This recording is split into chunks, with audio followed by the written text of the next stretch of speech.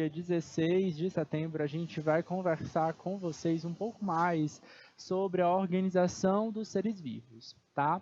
Nas semanas anteriores, a gente já começou a construir com vocês um pouquinho sobre essa organização de seres vivos, entender um pouquinho sobre o processo da classificação biológica, tá?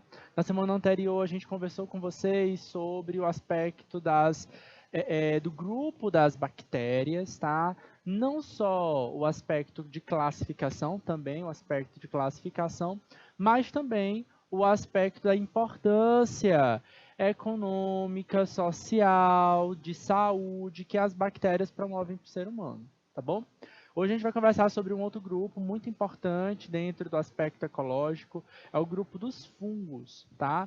Eles são um reino complexo. A gente já começa com esse momento de dizer que fungo não é planta, tá? A gente vai entender um pouquinho por que fungo não é planta, mas que já foi considerado, tá? Em algum tempo do passado, eles já foram considerados plantas e hoje a gente tem uma nova leitura, tá? A gente precisa entender que o padrão de classificação biológica hoje é um padrão filogenético, tá? Aquele padrão que envolve aspectos ligados à biologia molecular, o padrão de evolução e parentesco entre os organismos, tá bom? Então tá na tela para vocês, conteúdo organizando a diversidade de seres vivos, mais um desses conteúdos, só que hoje com um olhar com foco em fungos e micoses, tá bom? Então vamos nós. Objetivos do nosso conhecimento na nossa aula de hoje é compreender a importância biológica dos fungos, tá? Suas principais características para a correta classificação e o seu modo de reprodução, tá bom? A gente vai refletir um pouquinho alguns cuidados que a gente precisa ter no que se refere à saúde, porque sim, faz parte também da nossa aula de hoje, conversar um pouquinho sobre as questões da relação ecológica que os fungos vão ter conosco, tá? Porque sim, eles podem nos promover algumas interações, às vezes vantajosas, outras nem tanto, tá bom? E claro, como de sempre, a gente vai exercitar, a gente vai executar algumas atividades também, seja aqui dentro da sala de aula ou para casa, tá bom? Bom, a gente começa com essa imagem bem legal, bem bonita, tá? Dos fungos, tá? Provavelmente vocês se encantaram com os fungos nas histórias infantis, na Alice nos Países das Maravilhas, por exemplo. Esses cogumelos são os clássicos da literatura, tá? Os fungos são seres que podem ser macroscópicos, mas nem sempre eles vão ser macroscópicos. Eles podem ser microscópicos, tá? O que a gente está observando aqui nessa imagem são basídeos, né? São cogumelos clássicos da organização dos fungos, nem todos são assim, tá bom?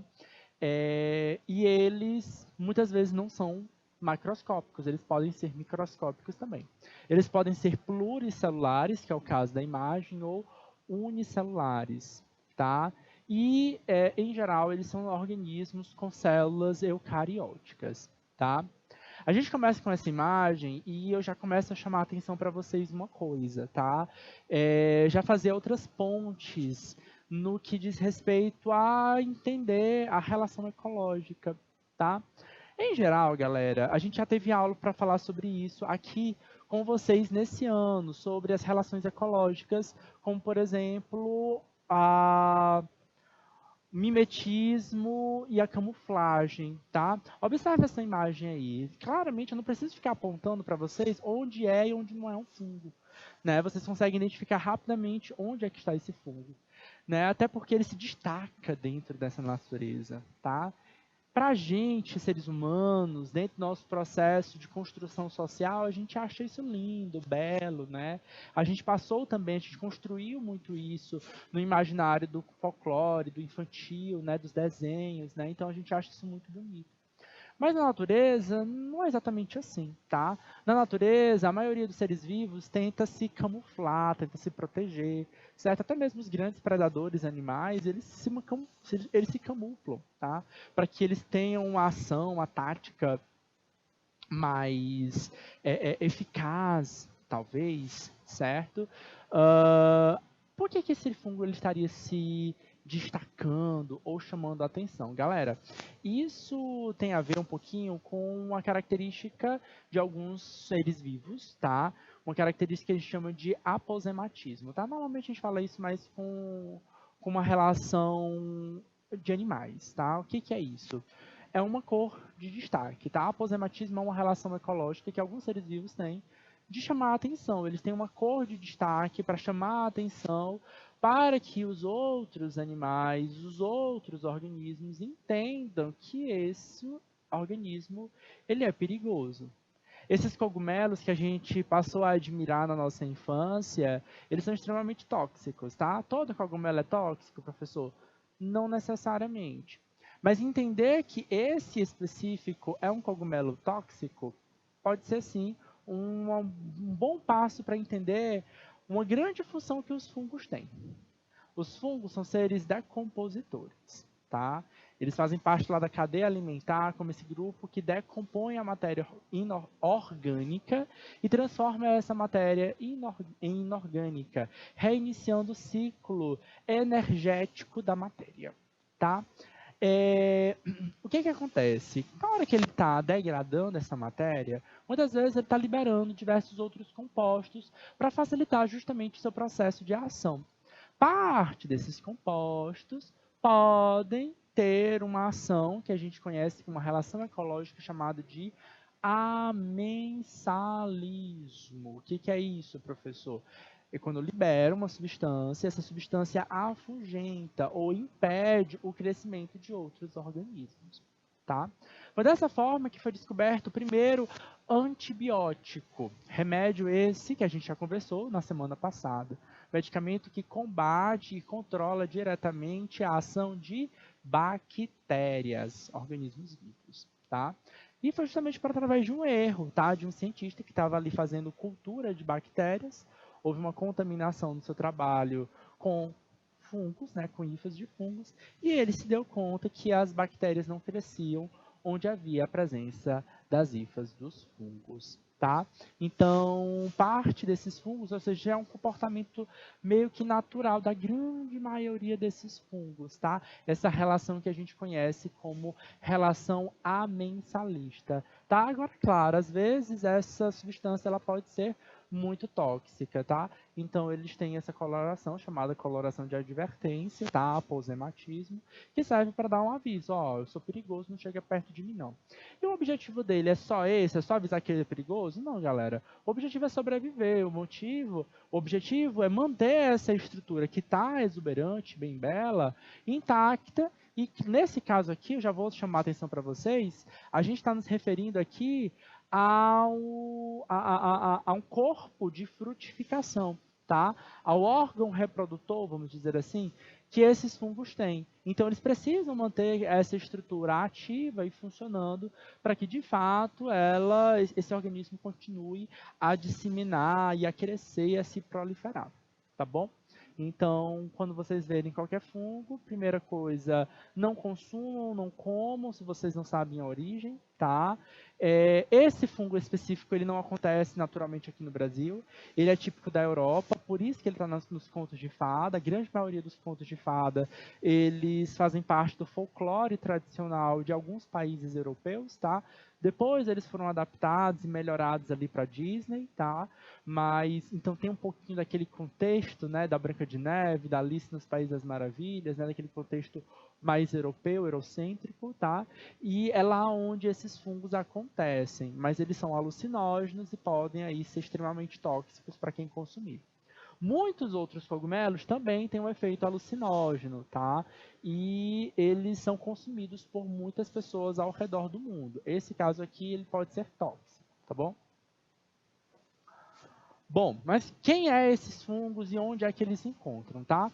Esse gráfico aqui a gente apresentou para vocês é uma relação diretamente dos principais grupos, tá? Na semana anterior a gente voltou nesse mesmo gráfico para falar, olha, sabe o grupo das bactérias? Pois bem, o grupo das bactérias é um domínio à parte, né? O domínio bactéria. Aqui nós temos 3 grandes domínios: domínio bactéria, domínio árquea e domínio eucária, tá?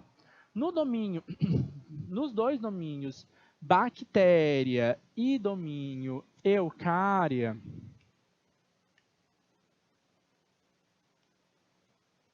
não está arriscando, tá? No domínio bactéria e no domínio eucária, eles são caracterizados, tem na sua característica morfológica, células, tá? Que são, que a gente conhece como células procarióticas. Professor, o que é uma célula procariótica? Aquela célula que não tem um núcleo organizado. Ela tem um material genético, tá? Ela vai ter DNA, só que ela não está organizado dentro de um núcleo, dentro de uma carioteca, tá bom? No grupo dos chamados eucárias, vocês vão ver aqui, ó, marcados especialmente aí pelo grupo das plantas, dos animais, dos fungos, certo? De alguns protozoários, de algumas algas, tá? A gente vai ter a presença aí de células chamadas eucarióticas. Então, todo esse domínio aqui, ó, chamado de domínio eucária, é um grande grupo que vai agregar, que vai colocar junto, certo? Diversos reinos com todos os representantes que têm células eucarióticas, tá? Se vocês prestarem aí, ó, se vocês prestarem atenção aí, galera, os fungos, tá? Eles fazem parte do grupo do domínio eucária, portanto, eles apresentam células eucarióticas, tá? Provavelmente um dos grupos mais recentes a serem formados aí no aspecto de evolução, tá? Bom, primeira coisa é isso. Célula do fungo é uma célula eucariótica, é uma célula organizada, é uma célula mais complexa, é uma célula organizada no aspecto de ter um núcleo, tá? Mas a célula do fungo, especialmente, ela é diferente de todas as outras células, de todos os outros reinos que a gente conhece, tá bom? Ela tem algumas características importantes que a gente precisa entender e a gente precisa projetar, certo? Primeira grande característica, e aí, ó, atenção, fungo não é planta, tá? A gente tem um reino chamado reino planta, certo? Reino plantae.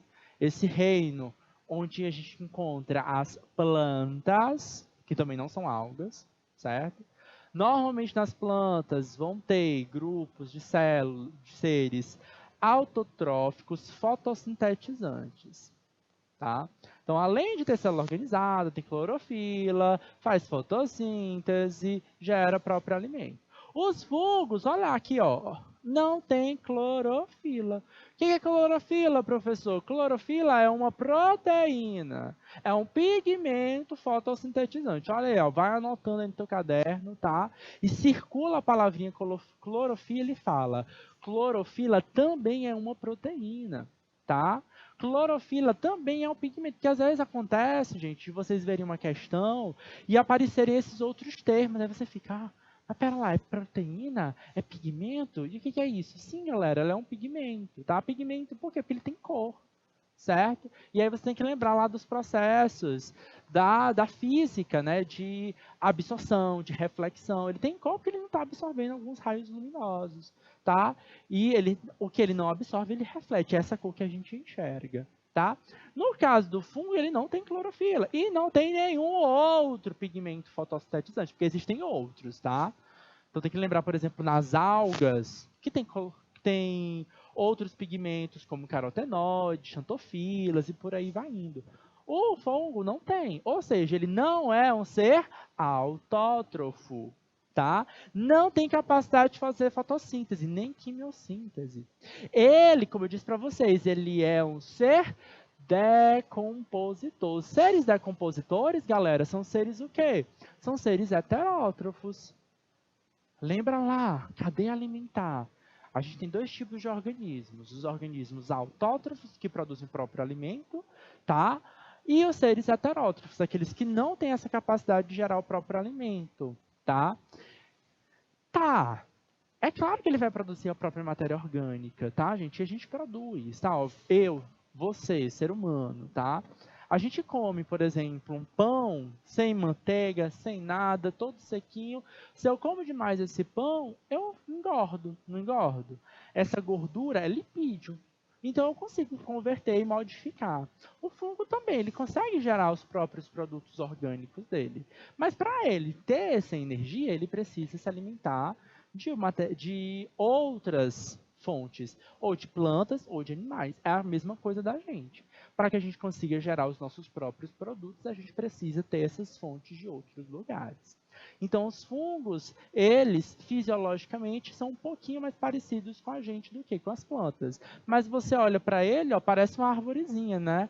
Todo no chão, tem uma parte enraizada, né? Tem outra que sobe. Durante muito tempo as pessoas achavam que isso era uma planta, tá?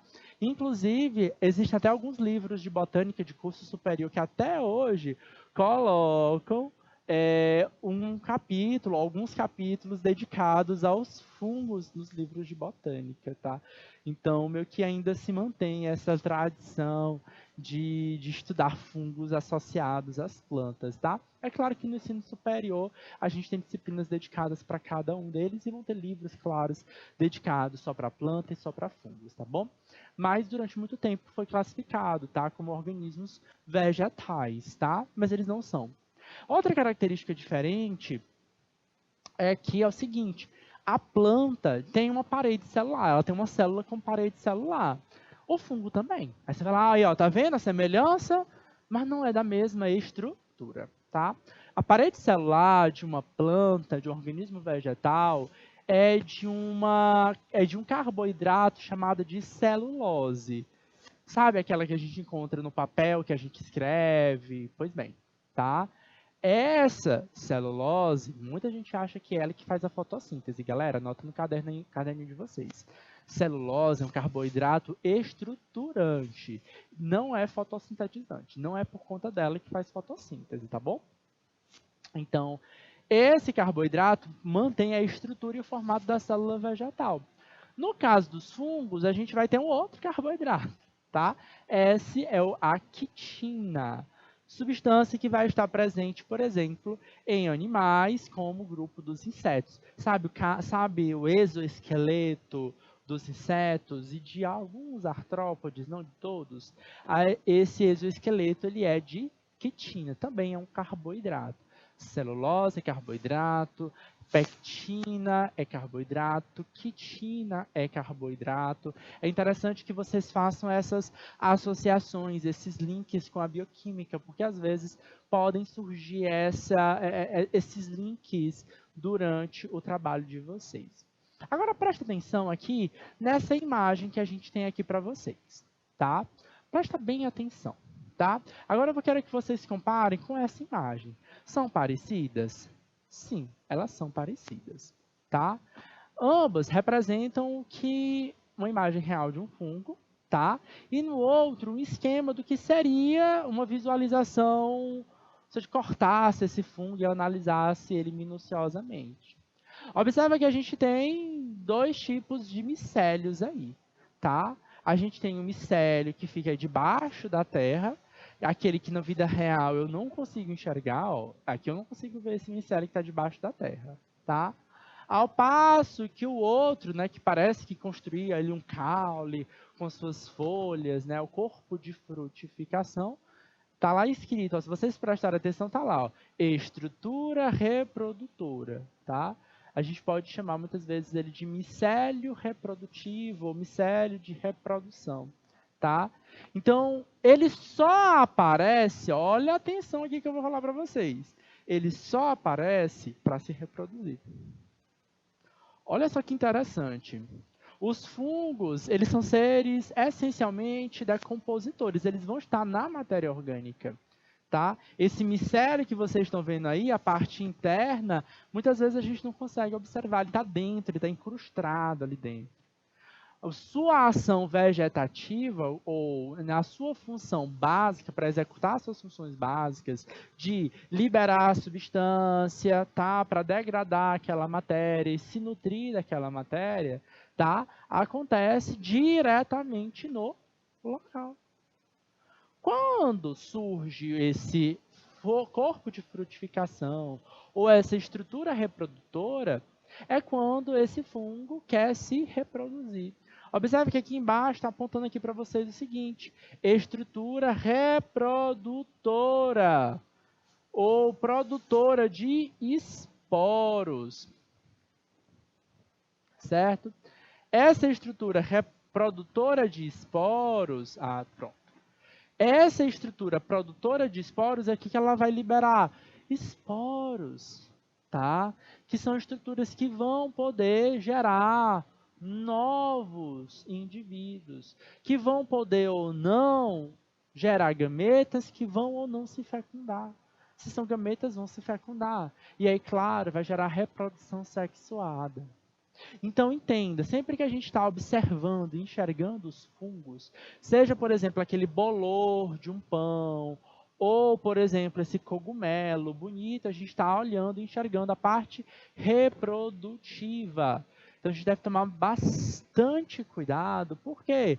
Porque muitas vezes a gente não está enxergando a parte interna, o micélio. E é esse micélio vegetativo aqui, galera, que vai produzir, de fato, as substâncias que podem ou não ser tóxicas para a gente, certo? Então, a gente deve ter bastante cuidado ao consumir alimentos aí que possam, porventura, estarem contaminados, tá? Se eu fosse analisar, olha só, se eu fosse analisar microscopicamente os fungos, eu veria essa imagem aqui.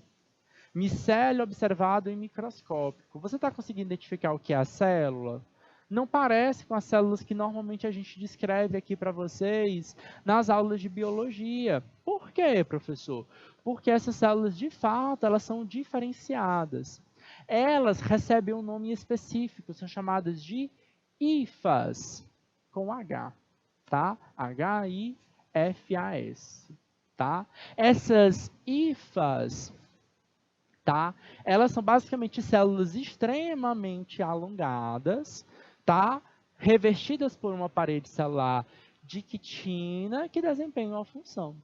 Elas precisam ser alongadas, por quê? Porque elas precisam entrar em contato o máximo possível da área de cobertura da superfície ou do corpo pela qual elas estão degradando.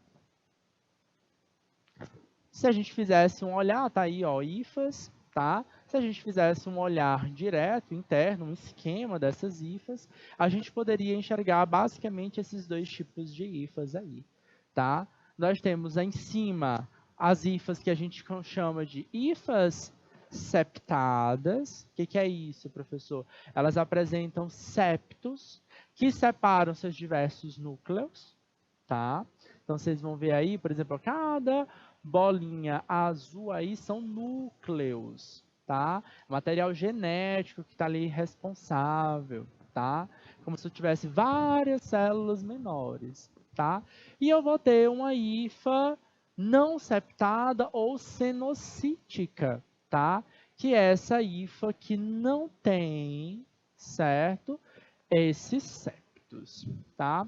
Professor, nas hifas septadas, eu vou ter um núcleo em cada hifa? Bom, sim e não, tá? Eu posso ter, tá? Só um núcleo.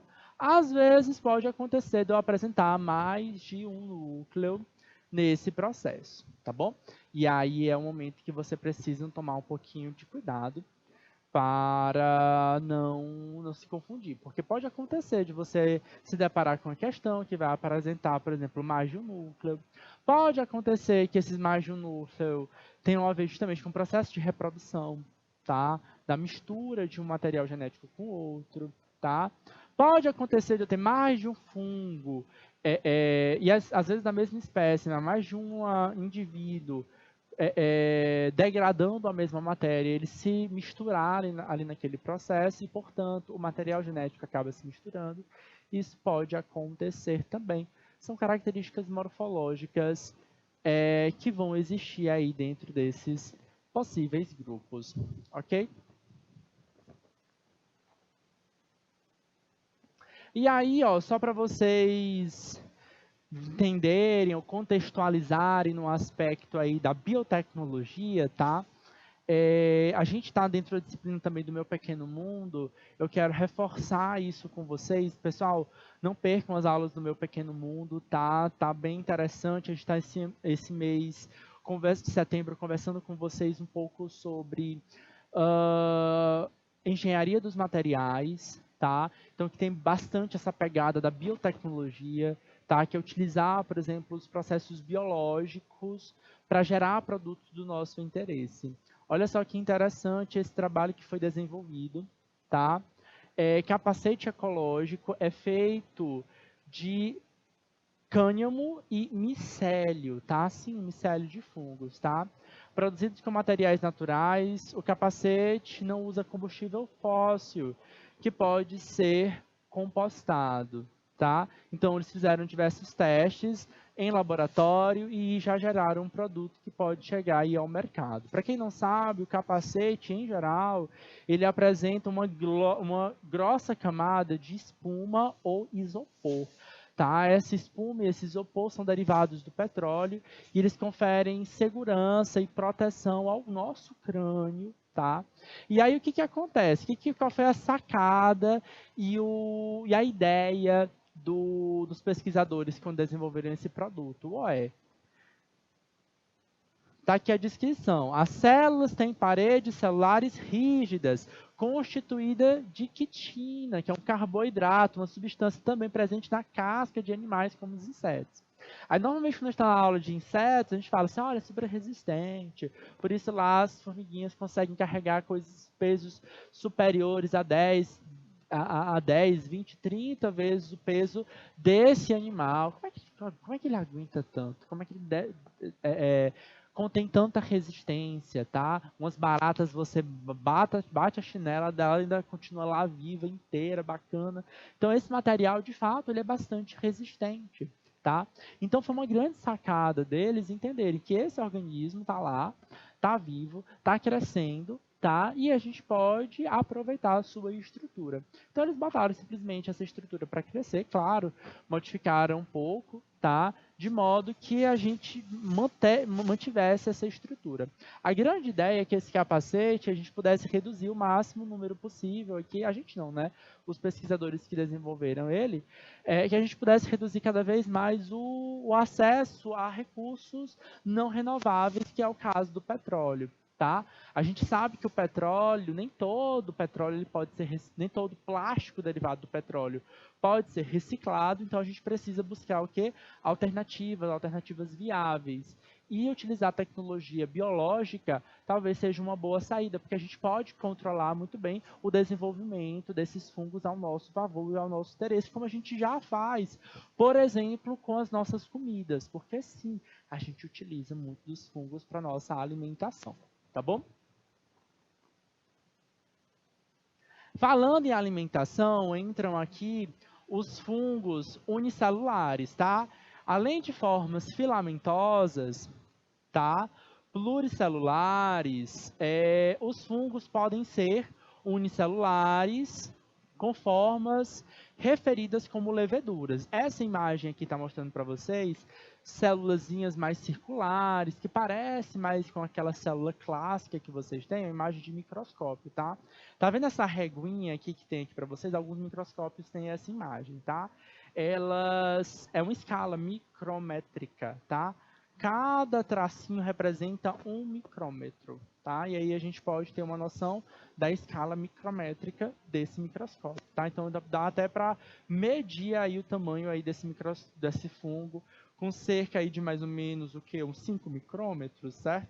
Dá para analisar aí, dá para até medir algum desses fungos, tá bom? As leveduras são conhecidas pela ampla utilização em processos fermentativos de fermentação, que são bastante utilizados na fabricação de pães e bebidas. Aí eu preciso resgatar de vocês alguns conceitos básicos de fermentação. Pode me colocar na tela, tá? Só eu mesmo na tela, que aí dá certo para conversar com eles, tá? Pensa aqui, valeu. Pensa aqui comigo na fermentação, tá? O que é a fermentação, galera? É um processo heterotrófico de produzir energia, relativamente similar à respiração celular. Não é essa respiração pulmonar.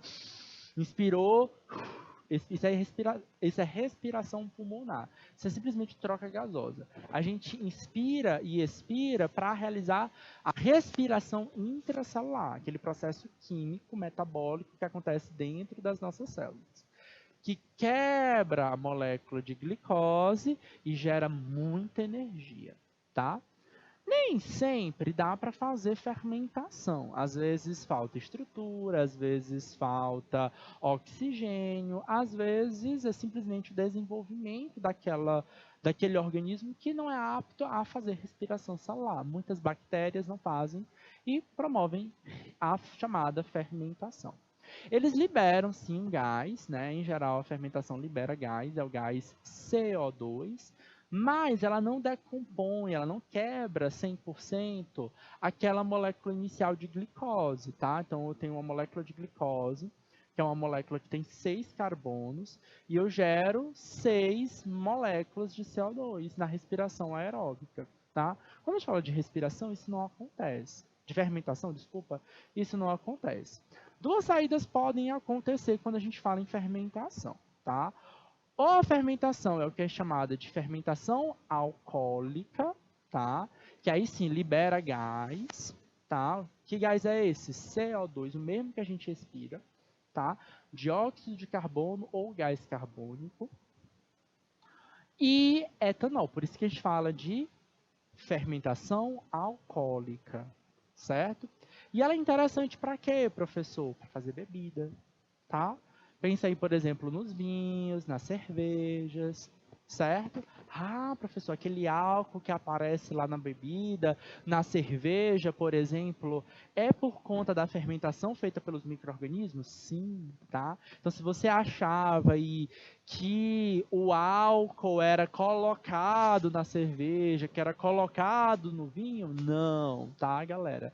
Então, eles processam, por exemplo, a cerveja é da cevada, eles processam a cevada, colocam lá as leveduras e aquela cevada começa a fermentar e a produzir a própria etanol. O vinho é a mesma coisa, eles processam, eles pisam, tá? Não, antigamente era com pé, né? Hoje em dia são com máquinas, tá? Eles deixam lá de stand-by e aquele produto começa a fermentar e a produzir aí o vinho, tá?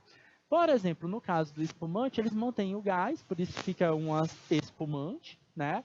E no caso do vinho, eles liberam um pouquinho daquele gás que não é de tanto interesse, tá bom? Existe a fermentação alcoólica e existe a fermentação lática, tá?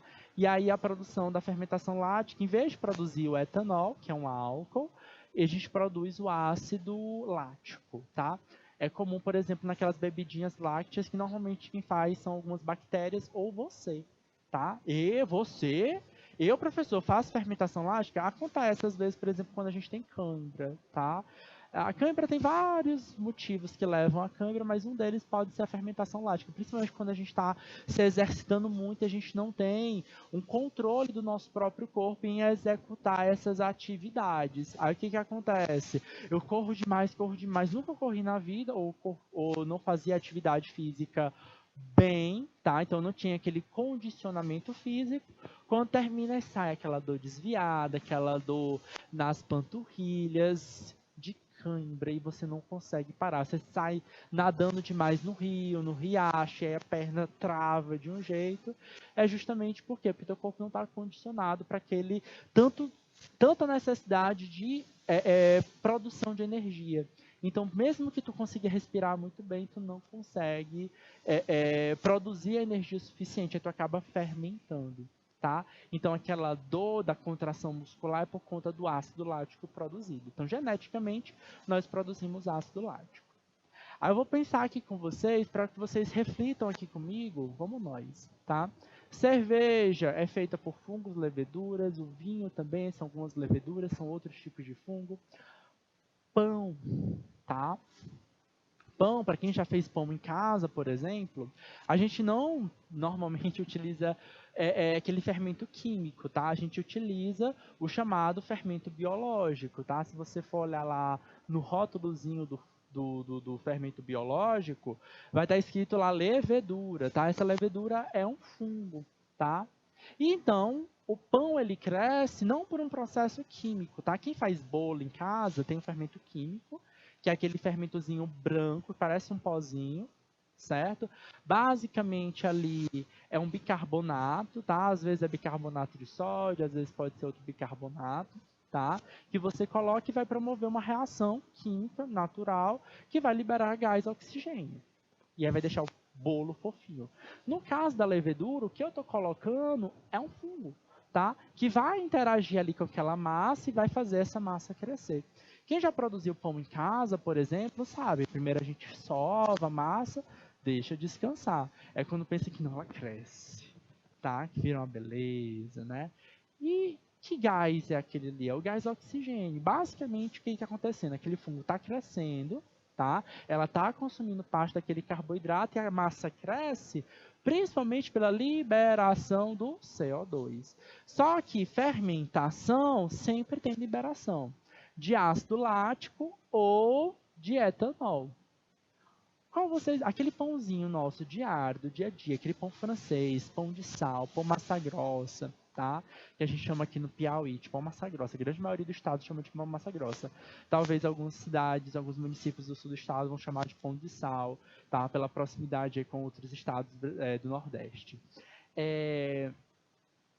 Como é? Que tipo de fermentação vocês acham que está acontecendo ali no pão? É fermentação que vai produzir etanol ou é a fermentação que vai produzir ácido acético? O que vocês acham, hein, galera? Pensa aí comigo. Tenho certeza que muitos de vocês vão falar assim, professor, com certeza fermentação de ácido lático, né? Fermentação lática. Por quê? E, professor, eu não como álcool, não. Não, professor, eu como pão desde criança. E tá doido, professor, de eu comer álcool, de eu estar comendo álcool, tá? Mas não, galera. Boa parte dessa fermentação que é produzida do pãozinho, aquele pãozinho de sal, pãozinho francês, né, pão massa grossa, é fermentação alcoólica. Então, na prática, aquele pão, quando ele cresce, que a gente sova a massa, bota ali, ainda na mesa da cozinha, para crescer antes de botar no forno, tem a produção de gás carbônico, mas também tem a produção de etanol, tem álcool ali. Só que a gente, em geral, não come a massa crua, né? O que a gente faz? A gente bota ela no forno para ela assar. E é quando assa a altas temperaturas, a gente sabe, o álcool ele é mais volátil do que a água. Ele é mais volátil do que a água, e aí o que acontece? O álcool evapora. Aí quando a gente vai comer o pãozinho, pão francês, já foi. Tá? O álcool já foi embora e a gente pode consumir aquele álcool tranquilamente, tá bom? Então, dá para consumir, não é alcoólico o pão, e ele vem aí justamente de um processo de fermentação por conta desse fungo, tá certo? Então, tá na tela aí para vocês os fungos, tá? Das leveduras, são esses aí que estão na imagem para vocês, tá? Eu não sei se eu cheguei a colocar, não, mas eu acho que encaixa aqui, e é esse o momento que eu vou colocar aqui para vocês, tá? Esses fungos, em geral, eles produzem pouca substância ou nenhuma substância que seja nociva, tá? Esses fungos são fungos como qualquer outro, eles vão produzir alguma outra substância interessante, tá? E aí é interessante vocês saberem o seguinte, eu falei para vocês, tem fungo de vinho, fungo de cerveja, tá? Tem algumas bebidas que eles fazem testes de DNA para saber que fungo é que foi colocado naquela bebida, porque ela vai, de fato, conferir um determinado sabor, conferir uma determinada característica importante, tá? Inclusive, por exemplo, em vinhos, por exemplo, tem uma bebida, um espumante que é muito famoso no mundo, né, que fala assim, champanhe, né? Aí você fala assim, champanhe, professor, é fácil, todo mundo fala champanhe, mas não pode dizer, né? Só pode dizer que o champanhe, aquele espumante que veio lá da região de Champagne, na França. Isso tem a ver um pouquinho com o processamento, com as uvas do local, com os fungos que são utilizados, tá? Hoje em dia se fazem testes de DNA para determinar se ele realmente é um fungo que tem essa propriedade. E aí, galera, o que entra aqui? O uso comercial também desses fungos, tá? Vamos lá, entender um pouquinho do uso comercial dos fungos. Com certeza, vocês já viram aqueles queijos fungados, né? Aqueles queijos que é todo branquinho, ou aquele gorgonzola que tem aquelas manchinhas verdes, tá? Você pode até nunca ter comido, mas você já ouviu falar, né? Então, quem já comeu sabe que ele tem um cheiro bem forte, tá? E tem um gosto muito forte também, tá? E o que acontece, tá? Por que eu vou gastar dinheiro, pagar caro para comer um queijo estragado, professor? Tá todo cheio de fungo. Ele não fungo para poder destruir ou para degradar aquele queijo? De certa forma, sim. Só que acontece um ponto muito importante, tá? Que eu já comecei a aula de hoje falando sobre essa característica e vou terminar pelo menos essa primeira aula de hoje falando sobre essa mesma característica, que é a característica do amensalismo, tá? Quando o pessoal, os fabricantes, estão produzindo ali o queijo, eles inserem umas bactérias e eles não colocam qualquer bactéria. Atenção. Eles vão colocar bactérias muito específicas, bactérias que eles sabem direitinho quais são as características delas e o que elas podem ou não produzir. E essas bactérias, elas têm características amensalistas, tá? Então, elas meio que produzem uma substância química que impede que outros organismos cheguem lá e destruam aquela estrutura. Então, elas meio que protegem aquele queijo de degradação por outros organismos. E como, atenção, não é qualquer bactéria, ou em caso, qualquer fungo que eu vou colocar, é um fungo que eu sei o que ele está produzindo, eu sei que é uma substância que pode não ser tóxica e que vai dar um determinado sabor, um determinado tom àquele tipo de queijo, tá? A gente tem uns queijos dos fungos azuis, né, que entram aí os fungos Roquefort, né, que caracteriza justamente o queijo Roquefort, o queijo Gorgonzola, tá? São esses queijos da faixa do azul. E é o funguinho que a gente vê, parece um bolorzinho, tá? De fato, é esse bolor meio azulado, meio esverdeado, naquela cor quase ciano, que a gente não sabe dizer. Cor ciano é aquela cor que a gente não sabe dizer se é azul ou se ela é verde, certo? E ele é um fungo protetor. Agora, cuidado, tá? Estou produzindo um queijo gorgonzola, ou do tipo gorgonzola, porque gorgonzola também tem que ser um queijo da própria região típica. O queijo Roquefort é da região...